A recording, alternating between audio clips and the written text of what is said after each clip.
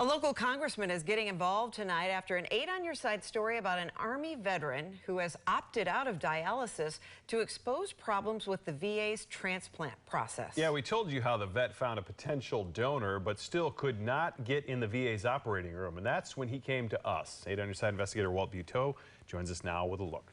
And Josh and Stacy, this guy was pushed to the edge by bureaucracy and other problems, delays, and that led him to decide to stop dialysis. Now, after we broke the story, he has the attention of the VA and a Bay Area congressman, but time is running out. Army veteran Paul Umbaugh served in the Honor Guard for many military personnel as they were laid to rest.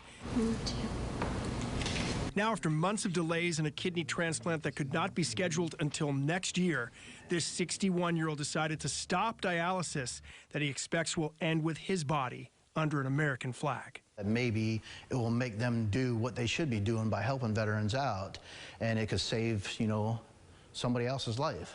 After we contacted Congressman Gus Bilirakis, his staff called and emailed Umbaugh and offered to reach out directly to VA Secretary Dennis McDonough on his behalf.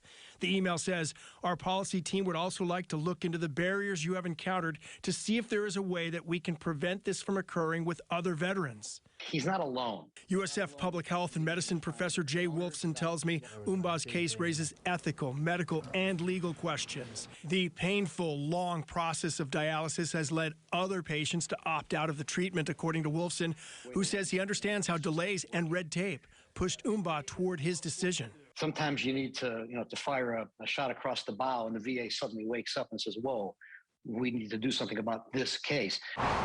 Wolfson also tells me while the VA transplant system has issues with staffing right now, he is confident the resources are available to fast-track Umbaugh's transplant. Don't give up just yet. I know it can be painful and frustrating, but you've got a lot to live for. You're still a young guy.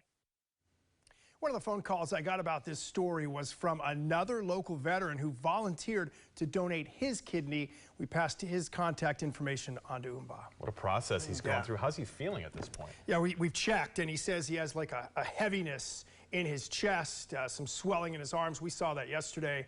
And he did take phone calls today from Bilirakis' staffers, but at this point, no plans to go back on dialysis anytime soon, but there are many people saying you should do it. But getting a lot of attention. Getting a lot of attention, which was his goal. Yep. Yeah. All right. Thanks, Walt.